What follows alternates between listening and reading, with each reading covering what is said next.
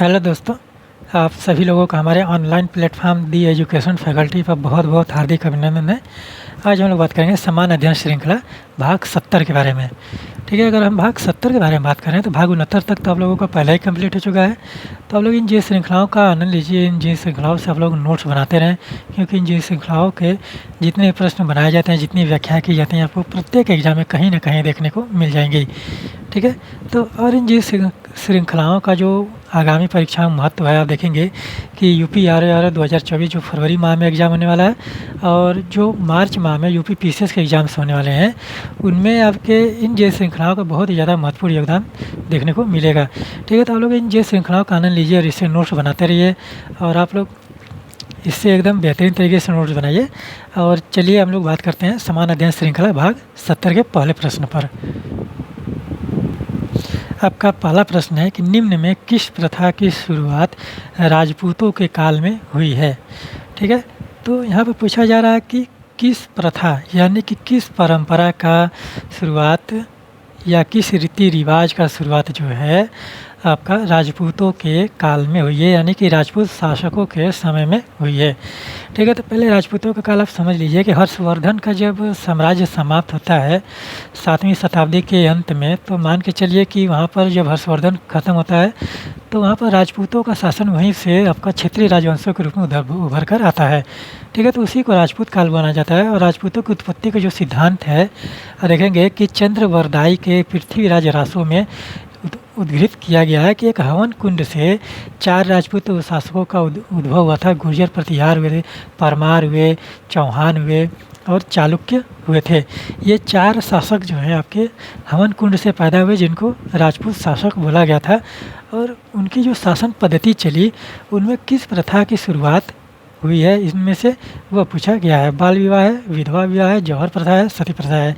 बाल विवाह का अर्थ ये होता है कि या तो एकदम कम उम्र में या तो उस बच्ची के जन्म लेते ही उसका विवाह कर दिया जाए, कि बड़ी होने पर इसका विवाह किसी अन्य पुरुष से कर दिया जाएगा। उससे वहाँ पर वचनबद्ध हो जाता था कि जीवन वहाँ पर या तो बच्ची जन्म लेती है उसी समय या बच्ची के कुछ समय के बाद की बातें की जा सकती हैं इसमें। तो कम उम्र में ही जब शादी हो जाती है तो वहाँ पर बाल विवाह का प्रचलन देखने को मिलता है। और बाल विवाह अभी भी वर्तमान समय में भी बहुत सारी जगहों पे देखने को मिलता है, जैसे नॉर्थ ईस्ट वाले एरिया है, फिर राजस्थान के कुछ क्षेत्रों में देखने को मिलता है, फिर हरियाणा पंजाब वाले कुछ क्षेत्रों में देखने को मिलता है। और तो वहाँ पर कानूनन कार्रवाई करके बाल विवाह को समाप्त करने का प्रयत्न किया गया था। और आधुनिक काल में देखेंगे कि राजा राम मोहन राय ने के अथक प्रयासों से वहाँ पर बाल विवाह को भी नेगलेक्ट करने की कोशिश किया गया था। और फिर जो राजा राम मोहन राय के अथक प्रयासों के द्वारा ही आप देखेंगे कि भारत में सती प्रथा का उन्मूलन करवाया गया था। कौन थे? लॉर्ड विलियम बेंटिक 1829 में।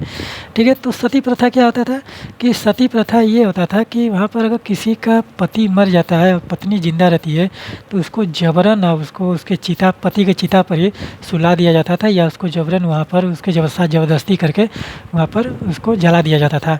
ठीक है, तो इसका वर्णन आप देखेंगे कि मध्यकाल में फ्रांसवा बर्नियर नामक एक फ्रांस का यात्री आता है, उसने भी किया है, एक मार्मिक चित्रण किया है। एनसीईआरटी में हमने आपको बताया है, यात्रियों का वृत्तांत देखिए वहाँ पर। ठीक है, अध्याय 2 में भाग 2 के पहले अध्याय में ही यात्रियों का वृत्तांत दिया है। उसमें सती प्रथा का एक मार्मिक चित्रण दिया गया फ्रांसवा बर्नियर के द्वारा। तो वहाँ पर सती प्रथा होता है कि जब पति मर जाता है तो पत्नी को उसके साथ जलकर मर जाना चाहिए। इस प्रकार की प्रथा को सती प्रथा बोला जाता था। ठीक है, तो विधवा विवाह क्या है? विधवा विवाह को तो हिंदू धर्म में मान्यता ही नहीं दी गई है। ठीक है, आप लोग यहाँ पर ये सोच कर देखिए कि विधवा विवाह को हिंदू धर्म में मान्यता ही नहीं मिली है। ठीक है, उसको कानून बनाकर वहाँ पर विडो मैरिज एक्ट बनाया गया। ठीक है, विडो मैरिज एक्ट बनाया गया, उसके जरिए यहाँ पर विधवाओं की शादी कराई गई। ठीक है, तो विधवा विवाह हिंदू धर्म में मान्य नहीं है, और अगर विधवा विवाह मान्य होता तो सती प्रथा होता ही नहीं। ठीक है, विधवा विवाह जो है अगर मान्य होता है हिंदू धर्म में तो सती प्रथा होता ही नहीं, और सती प्रथा मान्य है यानी कि विधवा विवाह यहाँ पर मान्य नहीं है।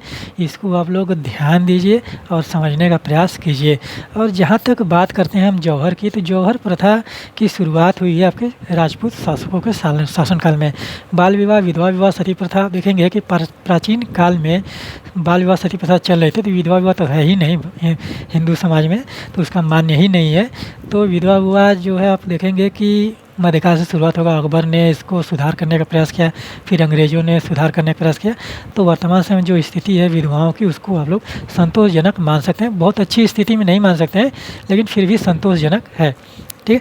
जौहर प्रथा क्या होता है कि जौहर प्रथा आप देखेंगे कि अगर कोई आक्रमणकारी जो है किसी राज्य पर आक्रमण करता है और वहाँ के सारे पुरुष जो हैं मारे जाते हैं युद्ध में, ठीक है, उस राज्य के सारे पुरुष जो है युद्ध मारे जाते हैं, तो वहाँ की जितनी भी स्त्रियाँ होती हैं वो आक्रमणकारियों से सुरक्षा के लिए वो अपने आप को जौहर कर लेती थीं, जिसमें कि वो लोग क्या करती थी कि सामूहिक रूप से आग जलाकर उसमें कूद जाती थीं या वो आपको खुद को आग लगा लेती थीं।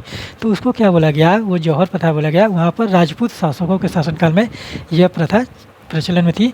और इसमें आप एक मूवी आप देखेंगे कि संजय लीला भंसाली की है, पद्मावत करके। ठीक है, पद्मावत करके आप देखिए कि वहाँ पर राजा रतन सेन और पद्मावत हैं, पद्मावती हैं, और वहाँ पर अलाउद्दीन खिलजी की प्रेम, वहाँ पर जो प्रेम कहानी चलती है, जिस प्रकार से अलाउद्दीन खिलजी जो है ब्लाइंड लव के चक्कर में रहता है, वहाँ पर एक तरफा प्यार के चक्कर में उसने चित्तौड़गढ़ के किले पर पद्मावती को अपनाने के लिए चित्तौड़गढ़ के किले पर आक्रमण करता है। वहाँ के सारे पुरुष मारे जाते हैं, राजा रतन सेन मारे जाते हैं।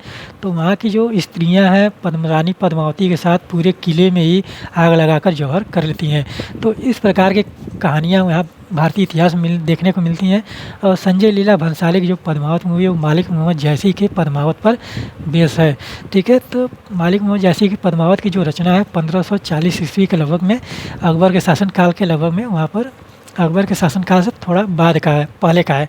ठीक है, तो उसमें आप देखेंगे कि 1540 ईस्वी में लगभग में आप मान के चलिए कि शेरशाह सूरी का शासन था। ठीक है, तो इस प्रकार से आप लोग नोट डाउन करिए, एकदम विस्तार से हर एक चीज़ के बारे में पढ़ते रहिए, क्योंकि नॉलेज कहीं भी ख़राब नहीं जाती है। ठीक है, तो नॉलेज रहेगा तो आप लोग बहुत कुछ कर सकते हैं। ठीक है, तो आप लोग सारी बातें सुनकर नोट डाउन करिए और किस प्रकार से चीज़ें हैं उसको भी नोट डाउन करिए। चलिए आगे बढ़ते हैं।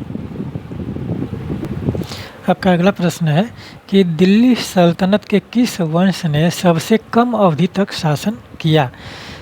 ठीक है, दिल्ली सल्तनत के किस वंश ने सबसे कम अवधि तक शासन किया था। गुलाम वंश, खिलजी वंश, तुगलक वंश, सैयद वंश। तो आप लोग यहाँ पर नोट डाउन कर लीजिए कि किस वंश ने कितने वंश तक कितने समय तक शासन किया और उनका क्रम क्या है और उनके संस्थापक कौन से हैं।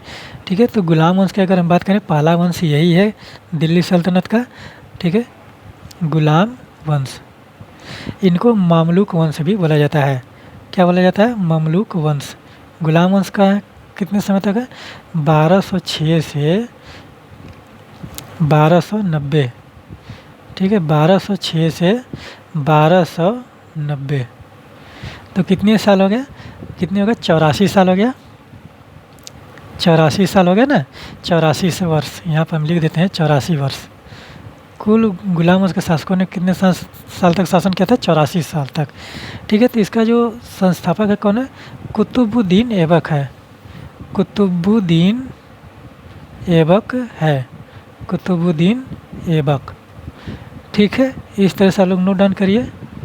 कुतुबुद्दीन ऐबक इसका संस्थापक है। फिर उसके बाद आते हैं खिलजी। खिलजी वंश आते हैं। तो खिलजियों ने जो शासन किया है, आप देखेंगे कि 1290 से 1320 तक। 1320 तक। तो कितने हो गए? 20 10 30 साल। कितने हो गए? 30 वर्ष हो गए। ठीक है, इस तरह से आप लोग नोट डाउन करिए। और इसके जो खिलजी वंश के संस्थापक है वो कौन है? जलालुद्दीन खिलजी। कौन है? जलालुद्दीन खिलजी। कौन है? जलालुद्दीन खिलजी। ठीक है, इस तरह से आप लोग नोट डाउन करिए, जलालुद्दीन खिलजी। तो अगर आप लोगों को नहीं दिखेगा तो आप लोग सुनकर नोट डाउन कर लीजिएगा। ठीक है, जलालुद्दीन खिलजी। फिर उसके बाद तुगलक वंश। तुगलक। तुगलक वंश ने कितने शासन तक कितने समय तक शासन किया है? ये है 1320 से, सबसे ज़्यादा यही किए हैं। 1320 से 1414 ईस्वी तक है। तो कितने हो गए? 14 साल ये हो गए, 80 ये हो गए, कितने हो गए? 80 14 94 साल तक, 94 वर्ष। ठीक है, तो ये इसके संस्थापक कौन है? गया इसको आप गियासुद्दीन लिखिए चाहे गयासुद्दीन लिखिए, बात एक ही रहता है, तो हम गियासुद्दीन लिखेंगे। गियासुद्दीन तुगलक। ठीक है, गियासुद्दीन तुगलक है इसके संस्थापक। फिर उसके बाद अगर हम बात करें सैयद वंश की, सैयदों ने कितनी वर्ष तक शासन किया? सैयद वंश। तो सैयद वंश जो है देखेंगे कि 1414 से यहाँ पर 1451 तक शासन किया है। 1414 से 1451 तक, यानी कि कितने वर्ष हो गया? कि 36 से 37 वर्ष हो गया। ठीक है, 37 साल वर्ष हो गया। ठीक है, 37 वर्ष हुआ ना, 37 4 41 से क्या? ठीक है, और इसके जो संस्थापक है खिज्र खां है, खिज्र खां। ठीक, फिर उसके बाद आते हैं लोदी वंश। लोदी वंश ने शासन किया था 1451 से 1526, 1451 से 1526 वर्ष, 26 तक। ठीक है, तो ये कितने हो गए? 49 साल तो इधर हो गए और 26 वो हो गए, 49 6 कितने हो गए? 55 और 20 75 साल। ठीक है, तो इन्होंने कितने साल शासन किया? 75 वर्ष तक शासन किया था। और इसके जो संस्थापक है बहलोल लोदी, बहलोल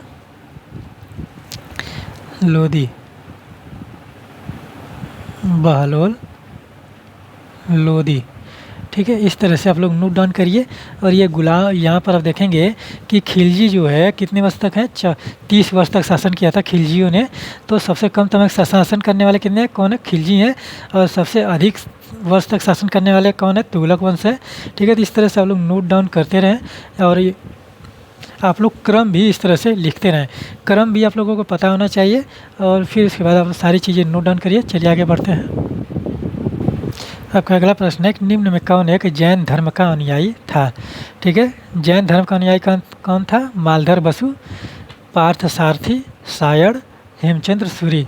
सायण के बारे में आप लोग तो जानते होंगे कि सायण के बारे में तो हमने विजयनगर साम्राज्य के बारे में जब वहाँ पर ऑब्जेक्टिव प्रश्न, वस्तुनिष्ठ प्रश्न करा रहे थे जीएस कैप्सूल में, तो सायण के बारे में हमने बताया था कि सायण जो है विजयनगर साम्राज्य की स्थापना में बहुत ही ज़्यादा महत्वपूर्ण भूमिका में थे। ठीक है, तो कौन जैन धर्म थे? वो थे हेमचंद्र सूरी। और हेमचंद्र सूरी जो है किसके दरबार में रहते थे? हेमचंद्र सूरी जो है किसके दरबार में रहते थे? जयसिंह सिद्ध के सिद्धराज, जयसिंह सिद्धराज के दरबार में रहते थे, सिद्धराज के दरबार में थे। और आप लोगों को यह बताना है, एक प्रश्न बताना है कि जयसिंह सिद्धराज जो है किस वंश के शासक हैं? ठीक है, तो सिद्धराज ने, यहाँ पर हम लिख देते हैं, सिद्धराज ने हेमचंद्र सूरी से प्रभावित होकर, हेमचंद्र सूरी से प्रभावित होकर आबू पर्वत पर, कहाँ पर? आबू पर्वत पर एक मंडप बनवाया, एक मंडप बनवाया था। ठीक है, तो इस तरह के प्रश्न आप लोग नोट डाउन करते रहेंगे। और मंडप किसके लिए बनवाया था? ये मंडप जो बनवाया गया था ये जैनियों के लिए बनवाया गया था, जैन साधुओं के लिए बनवाया गया था। ठीक है, क्योंकि हेमचंद्र सूरी जो हैं आपके जैन आचार्य थे, तो यहाँ पर वो जयसिंह सिद्धराज के दरबार में थे। और जयसिंह सिद्धराज जो है हेमचंद्र सूरी से प्रभावित होकर आबू पर्वत पर, माउंट आबू पर्वत कहाँ है? राजस्थान राज्य में है। तो वहाँ पर एक मंडप का निर्माण करवाया। ठीक है, तो ये सारी चीज़ें आप लोग नोट डाउन करिए। चलिए आगे बढ़ते हैं। आपका अगला प्रश्न है कि बिना विधानसभा का सदस्य निर्वाचित हुए कोई मंत्री किस समय तक पद पर बना रह सकता है? बिना विधानसभा का सदस्य निर्वाचित हुए कोई मंत्री किस समय तक पद पर बना रह सकता है? यह प्रश्न है। अब देखिए कि अगर कोई सदस्य ऐसा है, मान लीजिए कि संसद में अगर हम बात करें, तो वो कितने दिन तक होता है कि किसी संसद के किसी सदन का सदस्य नहीं है, फिर भी वो मंत्री है, तो वो अपने मंत्री पद पर कितने दिन तक बना रह सकता है? 6 महीने तक। 6 महीने के बाद अगर वो किसी सदन की सदस्यता ग्रहण नहीं करता है, तो उसको मंत्री पद से इस्तीफा देना पड़ेगा। ठीक वही प्रावधान जो है राज्य विधानमंडल के बारे में भी है। ठीक है, कि यदि विधानसभा का सदस्य निर्वाचित नहीं है कोई मंत्री, और वह किसी 6 महीने के अंदर किसी सदन का सदस्यता नहीं लेता है, तो उसको 6 महीने के उपरांत उसको अपने पद से इस्तीफा देना पड़ेगा। ठीक है, तो इस तरह से प्रश्न आप लोग नोट डाउन करिए। और कौन सा अनुच्छेद है भारतीय संविधान का? यहाँ पर अनुच्छेद कौन सा कार्य करता है? 164(1)(4) है। 164(4) के तहत यह प्रावधान किया गया है।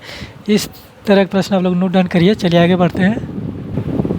आपका अगला प्रश्न है कि निम्न में से कौन सा कथन मुख्यमंत्री के संबंध में सही नहीं है? किसके संबंध में? मुख्यमंत्री के संबंध में सही नहीं है।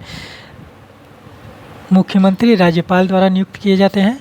सामान्यतः मुख्यमंत्री मंत्री परिषद के बैठकों की अध्यक्षता करता है। मंत्रियों की नियुक्ति राज्यपाल मुख्यमंत्री की सलाह पर करते हैं। राज्यपाल मुख्यमंत्री की सलाह पर अपने समस्त कृत्यों का प्रयोग करता है। तो इनमें से आपको बताना है कि कौन सा कथन मुख्यमंत्री के संबंध में सही नहीं है। मुख्यमंत्री राज्यपाल की नियुक्ति करता है, ये आपका सही है। जिस प्रकार से राष्ट्रपति प्रधानमंत्री की नियुक्ति करता है, उसी प्रकार से राज्यपाल जो है मुख्यमंत्री की नियुक्ति करता है। सामान्यतः मुख्यमंत्री मंत्रिपरिषद के बैठकों की अध्यक्षता करता है। तो राज्य विधानमंडल के जो मंत्रिपरिषद होते हैं, उसका जो नेता होता है वो आपका मुख्यमंत्री होता है। मुख्यमंत्री जो है राज्य मंत्रिपरिषद के बैठकों की अध्यक्षता करता है। ठीक है, मंत्रियों की नियुक्ति राज्यपाल मुख्यमंत्री की सलाह, जिस प्रकार से आप देखेंगे कि केंद्र मंत्रिपरिषद की स्थापना प्रधानमंत्री की के सलाह पर राष्ट्रपति करते हैं, ठीक उसी प्रकार से राज्य में मुख्यमंत्री की सलाह पर राज्यपाल करते हैं। तो राज्यपाल जो है मुख्यमंत्री की सलाह पर अपने समस्त कृतियों के बारे में बात किया जा रहा है। जहाँ पर अतिवादी प्रश्न हो, ठीक है, जहाँ पर अतिवादी का प्रयोग किया गया हो, अतिवादी प्रश्न हो, वो प्रश्न जो होते हैं 80% गलत होते हैं। ठीक है, यहाँ पर जब राज्यपाल है तो वो कुछ शक्तियों का जो प्रयोग है वो मुख्यमंत्री के सलाह के बिना भी करेगा। ठीक है, तो इसमें कौन सा अनुच्छेद है? आप देखेंगे कि अनुच्छेद 163(1) है। ठीक है, तो अनुच्छेद 163(1) में राज्यपाल के कर्तव्य और मुख्यमंत्री के साथ संबंधों की व्याख्या की गई है। और इसके आधार पर आप देखेंगे कि अनुच्छेद 163(1) के आधार पर राज्यपाल जो है अपने विवेकाधीन शक्ति का प्रयोग मुख्यमंत्री की सलाह के बिना भी कर सकता है। कौन सी शक्ति का प्रयोग? विवेकाधीन शक्ति का प्रयोग। ठीक है, तो इस प्रकार के प्रश्न आप लोगों को उलझाने के लिए बहुत ही फ्लुएंटली स्ट्रेट फॉरवर्ड पूछ लिए जाते हैं। तो आप लोग इस तरह के प्रश्नों को भी ध्यानपूर्वक पढ़िए, अतिवादी प्रश्नों से बचिए। और अतिवादी प्रश्न जो होते हैं जिसमें अतिवाद शब्द का प्रयोग किया जाता है, जैसे समस्त हो गया, सर्वाधिक हो गया, सबसे ज़्यादा हो गया, बहुत अधिक हो गया, इस तरह के प्रश्न जो होते हैं, इस तरह के शब्द जो है अतिवाद को दर्शाते हैं, जिसके ज़्यादातर ऑप्शन इस तरह के गलत ही होते हैं। ठीक है, बहुत ही रेयर केस में इस तरह के ऑप्शन सही हो जाएंगे, लेकिन इस तरह का अतिवाद प्रश्न जो है वो हमेशा गलत ही होते हैं। 80% गलत होंगे, 20% सही होंगे। तो उसमें आप लोग उस ऑप्शन को गलत मारेंगे। अगर 4 प्रश्न में से अगर ऑप्शन उस तरह के दिए अतिवाद वाले हैं, तो अगर 3 ऑप्शन अगर इसमें 3 प्रश्न अगर मारेंगे तो वहाँ पर अतिवाद वाले गलत, तो वहाँ पर 4 में से 3 तो सही होंगे ही। ठीक है, एक ही ऐसा होगा जो आप लोगों का अतिवाद में सही हो जाएगा, बाकी 3 गलत ही होंगे। ठीक है, तो इस प्रकार के प्रश्नों को आप एकदम सावधानीपूर्वक हल करिए। चलिए आगे बढ़ते हैं। आपका अगला प्रश्न है कि राज्यों में मुख्यमंत्री सहित मंत्रिपरिषद में मंत्रियों की न्यूनतम संख्या क्या हो सकती है?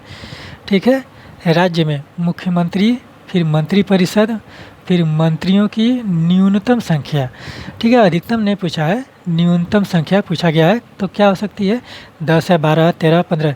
तो चलिए हम इसकी व्याख्या कर देते हैं, तो आप लोग समझ जाएंगे कि क्या होता है। अनुच्छेद 164(1) क, भारतीय संविधान का अनुच्छेद 164(1) क, ठीक है, के तहत, ठीक है, अनुच्छेद 164(1) क के तहत कहा गया है कि किसी राज्य की मंत्रिपरिषद, ठीक है, किसी राज्य की मंत्रिपरिषद मुख्यमंत्री सहित मंत्रियों के न्यूनतम संख्या क्या होगी कि वहाँ के विधानसभा के सदस्यों की कुल संख्या के 15% से अधिक नहीं होनी चाहिए। ठीक है, तो यहाँ पर आप लिख लीजिए कि राज्य के संदर्भ में तो बात किया ही जा रहा है, तो मुख्यमंत्री सहित, शॉर्ट फॉर्म में आपको बता रहे हैं, मुख्यमंत्री सहित मंत्रिपरिषद में, मुख्यमंत्री सहित मंत्री परिषद में मंत्रियों की कुल संख्या, मंत्रियों की कुल संख्या कितनी होगी? यह होगी राज्य की विधानसभा के सदस्यों की कुल संख्या का, विधानसभा के सदस्यों की कुल संख्या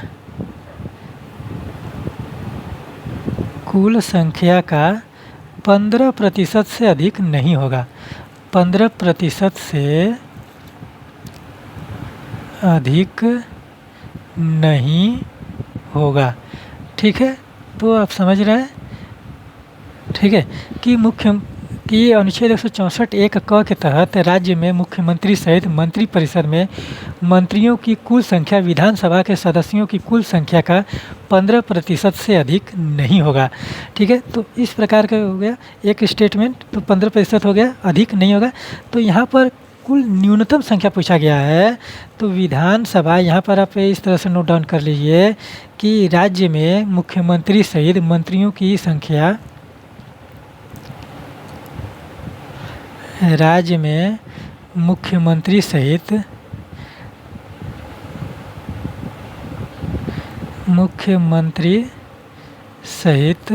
मंत्रियों की संख्या,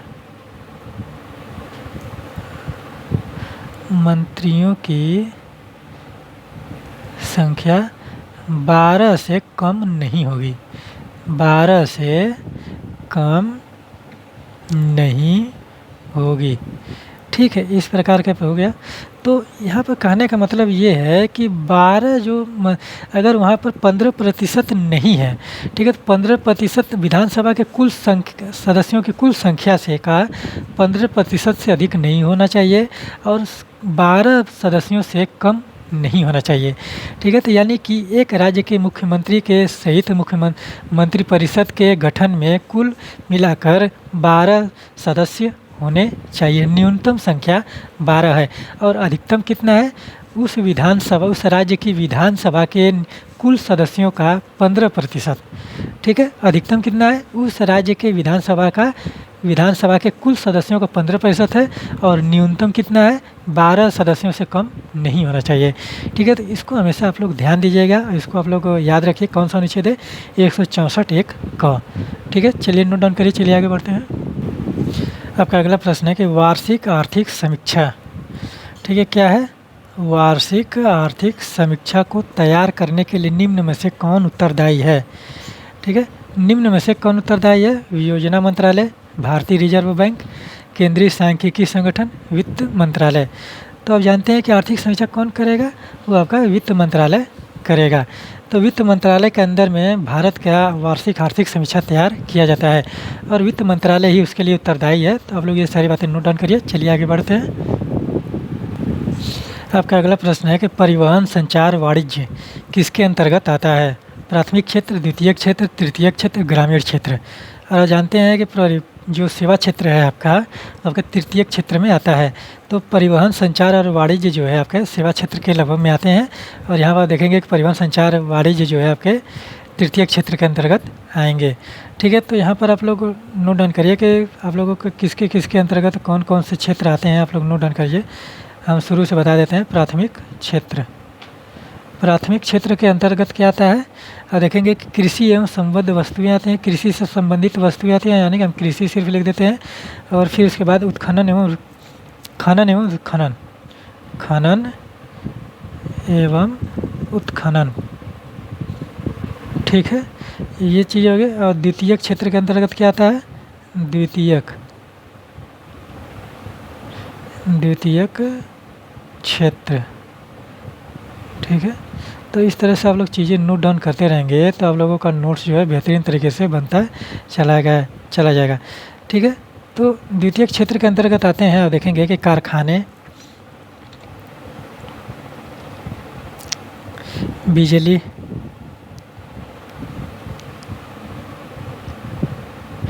फिर इसके बाद अगर कारखाने हैं तो विनिर्माण भी यहीं पर आ जाएगा, ठीक है। फिर इसके बाद जल आपूर्ति,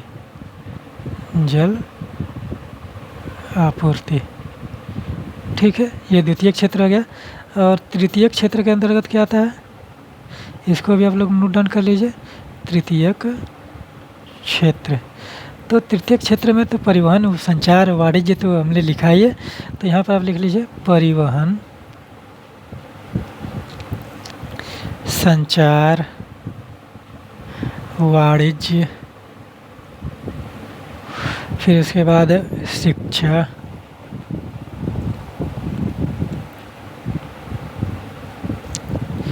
फिर होटल, सरकारी प्रशासन भी आपका तृतीय क्षेत्र के अंतर्गत आता है, ठीक है, क्योंकि ये सारी की सारी जो चीज़ें हैं सेवा क्षेत्र से संबंधित हैं।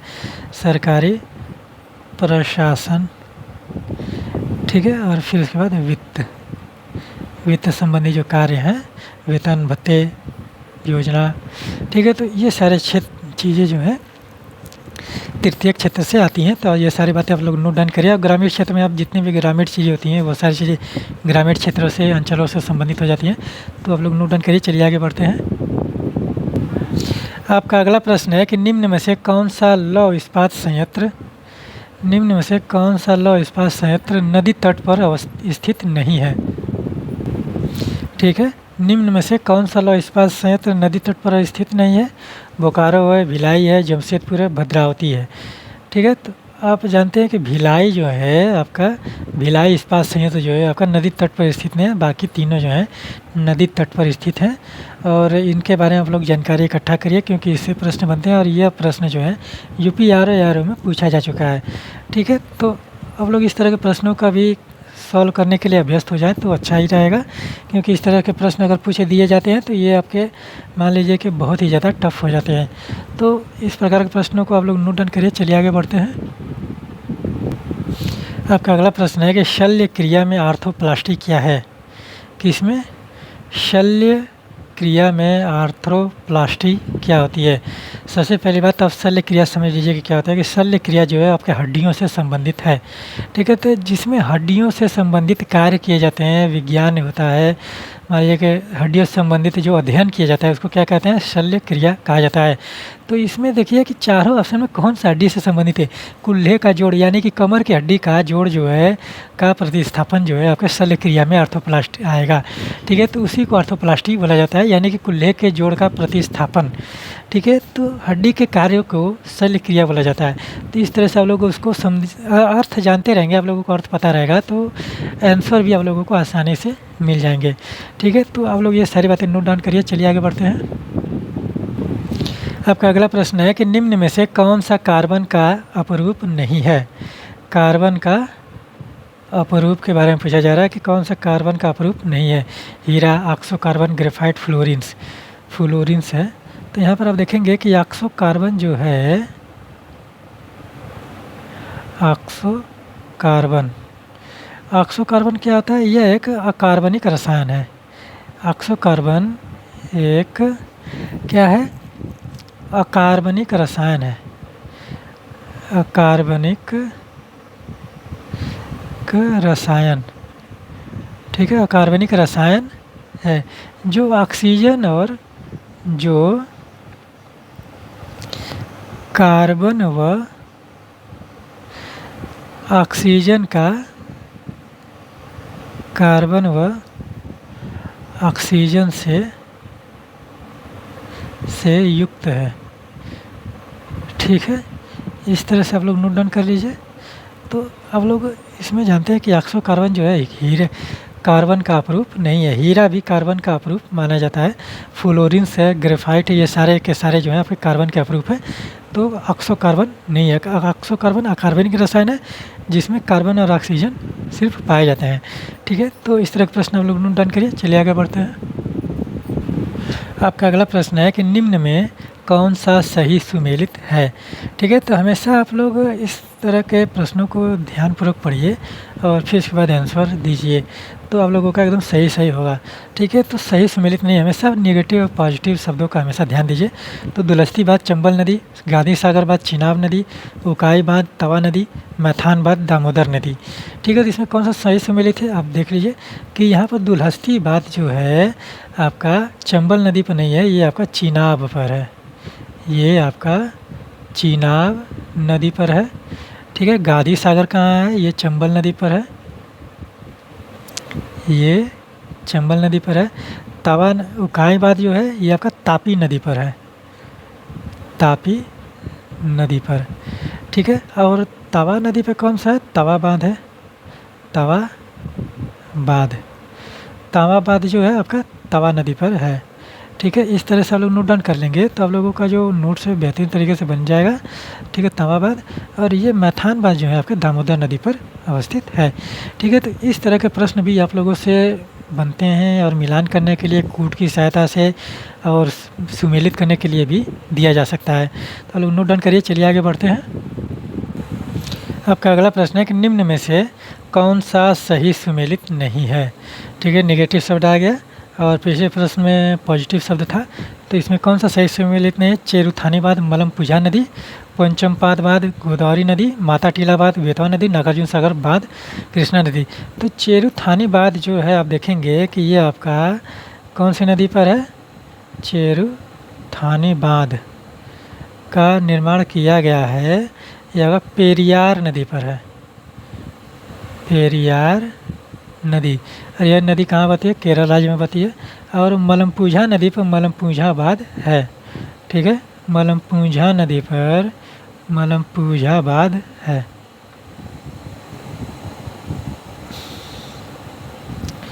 मलमपुझा बांध कौन सी नदी, मलमपुझा नदी।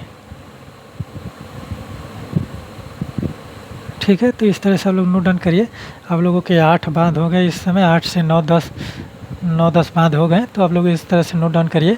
तो आप लोग बांधों से प्रश्न बनते हैं मिलान करने के लिए, सुमेलित करने के लिए कूट की सहायता से, और किस राज्य में अवस्थित है ये भी पूछा जाता है।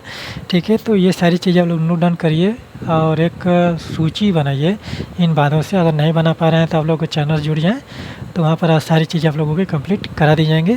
तो सारी चीज़ें नोट डाउन करिए। चलिए आगे बढ़ते हैं। आपका अगला प्रश्न है कावेरी नदी जल विवाद।